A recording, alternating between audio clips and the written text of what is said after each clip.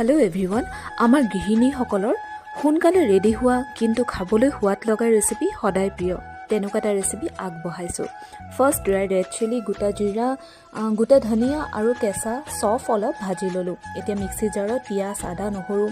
কাজু দুটামান বিলাহী আৰু হোল ভজা মছলাখিনি দি পেষ্ট বনাই ললো এতিয়া পেন গৰম কৰি বাটাৰ অলপ দি কিউব ষ্টাইলত কাটি লোৱা ক্যাপসিকাম আৰু পিয়াজ আৰু লগতে পনীৰ দি ফ্ৰাই কৰি ললো নিমখ আৰু ৰেড চিলি পাউডাৰ অলপ দিলো সকলো অলপ সফট হৈ অহাত নমাই ৰাখি একেখন পেনতে